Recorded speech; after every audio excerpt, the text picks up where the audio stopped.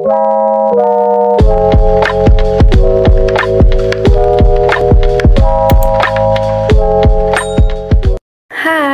perkenalkan saya Dina Puspita Priadi dengan NIM 213304010236. Saya dari jurusan Akuntansi Fakultas Ekonomi Universitas Prima Indonesia. Di sini, izinkan saya untuk mempresentasikan materi dengan judul Konsep Dasar Unsur-unsur Sistem Akuntansi Pokok pada Perusahaan dalam mata kuliah Sistem Informasi Akuntansi dengan dosen pembimbing Bapak Hotua Samosir MSI. Sekarang kita masuk ke bagian pertama, yaitu pengertian sistem akuntansi pokok. Menurut beberapa ahli menyatakan bahwa menurut Mulyadi mengemukakan sistem akuntansi adalah organisasi formulir, catatan, dan laporan yang dikoordinasi sedemikian rupa untuk menyediakan informasi keuangan yang dibutuhkan oleh manajemen dalam pengelolaan. Menurut Nugroho, ia mengemukakan bahwa sistem akuntansi merupakan suatu alat yang dipakai untuk mengorganisir atau menyusun, mengumpulkan, dan mengikhtiar keterangan-keterangan yang menyangkut seluruh transaksi perusahaan. Di perusahaan di mana para pegawai, kegiatan-kegiatan perusahaan, bahan-bahan, dan mesin-mesin dapat dipadukan sedemikian rupa, sehingga pengawasan dapat dijalankan sebaik-baiknya. Yang ketiga, menurut Baritwan, sistem akuntansi yaitu formulir-formulir, catatan-catatan, prosedur-prosedur, dan alat-alat yang digunakan untuk mengelola data mengenai usulan satu kesatuan ekonomis dengan tujuan untuk menghasilkan umpan baik dalam bentuk laporan-laporan yang dilakukan oleh manajemen untuk mengawasi usahanya dan bagi pihak-pihak lain yang berkepentingan seperti pemegang saham kreditur dan lembaga-lembaga pemerintahan untuk memulai hasil operasi. Sehingga dapat disimpulkan bahwa sistem akuntansi merupakan suatu organisasi yang digunakan untuk merangkum semua kegiatan dan transaksi perusahaan guna menghasilkan informasi yang diperlukan oleh manajemen sebagai alat pengawasan demi kelancaran aktivitas perusahaan di masa yang akan datang. Unsur-unsur sistem akuntansi pokok. Formulir merupakan dokumen yang digunakan untuk merekam terjadinya transaksi. Contoh formulir adalah faktur penjualan dan bukti kas keluar. Yang kedua, jurnal merupakan catatan akuntansi pertama yang digunakan untuk mencatat, mengklasifikasikan, meringkas data keuangan, dan data lainnya. Yang ketiga, buku besar. Buku besar atau general ledger terdiri dari rekening-rekening yang digunakan untuk meringkas data keuangan yang telah dicatat sebelumnya dalam jurnal. Yang keempat, buku pembantu. Buku pembantu ini terdiri dari rekening-rekening pembantu yang merinci data keuangan yang tercantum dalam rekening tersebut dalam bentuk buku besar. Yang kelima, laporan. Hasil akhir proses akuntansi adalah laporan keuangan yang dapat berupa neraca, laporan laba rugi, laporan perubahan laba yang ditahan, laporan harga pokok produksi, laporan biaya pemasaran, laporan harga pokok penjualan, daftar umur piutang, daftar utang yang akan dibayar, daftar saldo persediaan yang lambat penjualannya. Laporan berisi informasi yang merupakan keluaran sistem akuntansi. Laporan dapat berbentuk hasil cetak komputer dan tayangan pada layar monitor komputer. Kita masuk ke bagian kedua, yaitu bukti transaksi. Untuk melaksanakan atau menjalankan sistem akuntansi, bukti transaksi merupakan pemicu. Setiap pencatatan dalam catatan akuntansi dimulai dari buku transaksi atau dokumen. Bukti transaksi adalah dasar untuk melakukan pencatatan. Karena itu, pengawasan atas penggunaan bukti transaksi mutlak dilakukan. Perancangan bukti transaksi yang baik harus memperhatikan kebutuhan informasi, rekening buku besar, dan buku pembantu, serta jurnal. Untuk mendapatkan bukti transaksi yang sesuai dengan kaidah pengendalian intern, ada baiknya merancang bukti transaksi dengan memperhatikan prinsip-prinsip penyusunan bukti transaksi. Prinsip-prinsip penyusunan bukti transaksi tersebut adalah: yang pertama, pencantuman identitas bukti transaksi. Yang kedua, pencantuman identitas perusahaan. Yang ketiga, rancangan sesuai kebutuhan. Yang keempat, ada tembusan atau kopi. Yang kelima, pencantuman unsur internal check. Yang keenam, pencantuman nomor urut tercetak. Contoh bukti transaksi yang banyak digunakan oleh perusahaan. Ini adalah contoh pada bagian penjualan. Di kolom tersebut terdapat nomor, nama barang, kuantitas, harga satuan, jumlah barang. Tidak lupa di bawahnya terdapat tanggal dan juga tanda tangan. Selanjutnya, ini adalah kolom pada bagian pembelian. Pada bagian pembelian, kolom tersebut hanya terdiri dari nomor, nama barang, dan kuantitas. Lalu, ada juga bukti memorial. Pada bukti memorial ini terdapat nomor, tanggal, uraian, tanda tangan yang disetujui oleh dan dibuat oleh. Sekarang kita masuk ke bagian ketiga, yaitu jurnal. Dalam pencatatan transaksi, terutama yang kebanyakan masih manual, buku jurnal memegang peranan yang sangat penting. Mengapa? Karena merupakan catatan akuntansi pertama yang disusun secara kronologis. Buku jurnal terbagi ke dalam jurnal umum dan jurnal khusus. Jurnal umum pada umumnya digunakan antara lain: yang pertama, jurnal penjualan, jurnal pembelian, jurnal penerimaan kas, jurnal pengeluaran kas, dan jurnal pemakaian bahan. Untuk merancang format jurnal khusus, hal-hal yang harus dipertimbangkan ialah pelajari karakteristik transaksi perusahaan, pencatatan ayat jurnal standarnya, pembuatan format jurnal khusus mengikuti ayat jurnal standarnya. Contoh format jurnal khusus.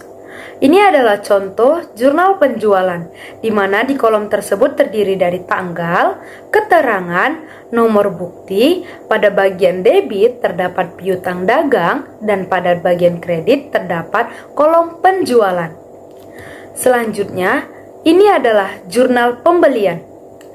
Di dalam kolom jurnal pembelian terdapat tanggal, keterangan, nomor bukti, dan pada bagian debit terdapat pembelian, serta pada bagian kredit terdapat bagian hutang dagang. Lanjut, ini adalah kolom jurnal penerimaan kas, di mana terdiri dari tanggal, keterangan, nomor bukti, dan pada bagian debit terdapat kas, dan pada bagian kredit dibagi lagi menjadi dua kolom, yaitu kolom rekening dan kolom jumlah. Selanjutnya, jurnal pengeluaran kas. Pada bagian ini terdapat kolom untuk tanggal, keterangan, nomor bukti. Pada bagian debit dibagi dua kolom lagi menjadi rekening dan jumlah. Dan pada kredit terdapat kolom kas. Selanjutnya, kita akan membahas mengenai buku besar dan buku pembantu. Buku besar dan buku pembantu adalah catatan kedua dalam siklus pencatatan transaksi. Format buku besar dan buku pembantu dapat dibuat dengan beberapa bentuk, yaitu yang pertama, bentuk rekening T. Pada bentuk rekening T ini, di atasnya terdapat nama transaksi dan juga nomor, lalu di kolom terdapat tanggal, keterangan, ref, debit, tanggal, keterangan, ref, kredit. Selanjutnya yang kedua, rekening saldo berjalan dengan satu kolom saldo. Di atasnya juga sama, terdiri dari nama rekening dan juga nomor, lalu pada kolomnya terisi dari tanggal, keterangan, ref, debit, kredit, dan saldo. Yang ketiga, bentuk rekening saldo berjalan dengan dua kolom saldo. Di atasnya juga terdiri dari nama transaksi dan juga nomor. Lalu di kolomnya terdiri dari tanggal, keterangan, referensi, debit, kredit, saldo di debit, dan saldo di kredit. Sekarang kita masuk ke bagian kelima, yaitu klasifikasi dan kode rekening. Untuk menentukan klasifikasi rekening, pada umumnya metode yang digunakan adalah pendekatan laporan keuangan dengan mengambil skema laporan keuangan. Misalnya, untuk klasifikasi dalam neraca. Pada aktiva terdiri dari aktiva lancar, investasi jangka panjang, aktiva tetap, aktiva tidak berwujud, aktiva lain-lain, dan hutang dan modal. Terdapat hutang lancar, hutang jangka panjang, dan modal. Untuk klasifikasi untuk laporan laba rugi, yaitu penjualan. Pada penjualan terdapat biaya-biaya usaha, di mana terdiri dari biaya produksi, biaya pemasaran, biaya administrasi dan umum. Dan pada bagian pendapatan dan biaya di luar usaha, terdiri dari pendapatan sewa dan juga biaya bunga. Sekarang kita akan membahas mengenai kode rekening. Penentuan klasifikasi rekening selalu diikuti dengan pemberian kode rekeningnya. Hal ini bertujuan untuk mempermudah dalam pengklasifikasian, pengidentifikasian, dan pengarsipan. Ada beberapa metode pemberian kode rekening, diantaranya yang pertama, kode dengan angka urut. Kode dengan angka urut yang pertama kas, piutang dagang, persediaan barang dagang, tanah, bangunan, akumulasi penyusutan bangunan, hutang dagang, hutang bank jangka panjang, modal, prive, pendapatan, biaya gaji, biaya bahan habis pakai, biaya penyusutan, biaya utilitas, dan biaya lain-lain. Kemudian yang kedua, kode angka blok. Metode ini memberikan sejumlah cadangan angka untuk klasifikasi tertentu. Seperti contoh pemberian kode rekening dengan angka blok yang pertama 01 sampai 24 ialah aktiva lancar. 25 sampai 33 ialah aktiva tetap. 34 sampai 36 merupakan aktiva tidak berwujud. 37 sampai 39 merupakan aktiva lain-lain. 40 sampai 49 merupakan hutang lancar. 50 sampai 56 ialah hutang jangka panjang. 57 sampai 59 ialah modal. 60 sampai 62 merupakan pendapatan, dan 63 sampai 89 ialah biaya-biaya. Yang ketiga, kode kombinasi. Metode ini digunakan untuk mengkombinasikan huruf dan angka tertentu. Seperti yang pertama AL 01, yang kedua AL 242, yang ketiga AT 33, yang keempat HL 413, dan yang kelima M62. Kode kelompok. Metode ini menggolongkan rekening dalam kelompok tertentu. Dalam laporan keuangan yang disebut dengan kelompok adalah aktiva, kewajiban, ekuitas, pendapatan, dan beban. Masing-masing kelompok memiliki golongan tersendiri. Setiap golongan terdiri dari subgolongan tertentu. Masing-masing akun dan digambarkan dengan bagan. Subgolongan mempunyai jenis. Perluasan jenis akun ada di rinciannya. Secara sederhana, metode ini dapat seperti ini, di mana tetap terdapat kelompok rekening, golongan rekening, subgolongan rekening, dan jenis rekening. Posisi angka dalam kode akun mempunyai makna tersendiri. Jumlah digit angka dalam metode ini tergantung kebutuhannya. Berikut ini disajikan contoh pemberian kode rekening dengan angka kelompok pada sebuah perusahaan. Di mana di kelompok pertama, golongan pertama, subgolongan pertama, di jenis pertama dengan kode 1111 memiliki nama rekening kas. Kemudian di kelompok golongan, kelompok subgolongan kelompok yang sama, tetapi jenis kedua dengan kode 1112 memiliki nama rekening kas di bank. Selanjutnya, di kelompok pertama, golongan pertama, subgolongan kedua, jenis pertama dengan kode 1121 memiliki nama rekening persediaan. Di kelompok, golongan kelompok, dan subgolongan kelompok yang sama, jenis kedua ialah dengan kode 1122 dengan nama rekening persediaan barang dagang. Selanjutnya kita memiliki tabel contoh, yaitu kelompok pertama, golongan kedua, subgolongan pertama, jenis pertama, kode 1211 dengan nama rekening tanah. Di kelompok, golongan kelompok, subgolongan kedua, jenis pertama dengan kode 1221 memiliki nama rekening bangunan ruko. Yang kedua, kelompok kedua, golongan pertama, subgolongan pertama, jenis pertama dengan kode 2111 memiliki nama rekening hutang dagang.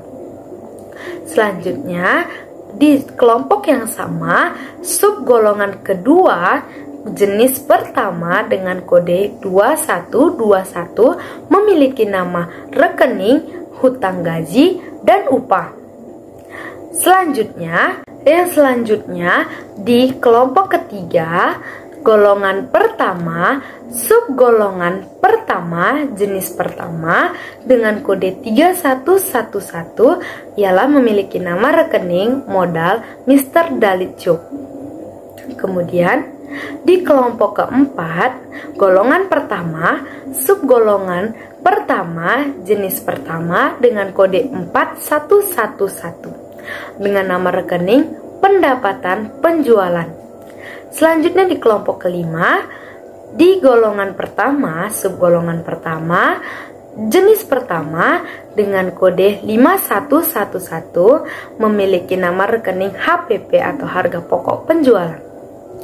Selanjutnya tetap di kelompok kelima dengan golongan kedua, subgolongan pertama, jenis pertama dengan kode 5211 terdapat biaya gaji dan administrasi. Selanjutnya masih tetap di kelompok kelima dengan golongan kedua, subgolongan kedua, jenis pertama dengan kode 5221 memiliki nama rekening yaitu biaya utilitas atau administrasi. Selanjutnya, terakhir yang kelompok kelima, golongan ketiga, subgolongan pertama, jenis pertama, kode 5311 memiliki nama rekening biaya gaji bagian penjualan. Dan kita masuk ke bagian terakhir yaitu laporan. Laporan yang dihasilkan sistem akuntansi pokok adalah laporan keuangan dan juga dapat berupa laporan-laporan yang lainnya. Seperti gambar di samping, laporan terbagi menjadi dua, yaitu laporan keuangan dan laporan lain. Di dalam laporan keuangan terbagi menjadi neraca, laporan laba rugi, laporan arus kas, laporan perubahan modal. Kemudian, di laporan lain terdapat laporan penjualan, laporan harga pokok produksi, laporan daftar umum piutang, laporan persediaan, dan lain-lain. Demikian materi yang dapat saya sampaikan. Tunggu video saya selanjutnya dengan judul Sistem Penjualan Kredit dan Sistem Akuntansi Piutang. Semoga bermanfaat bagi kita semua. Terima kasih.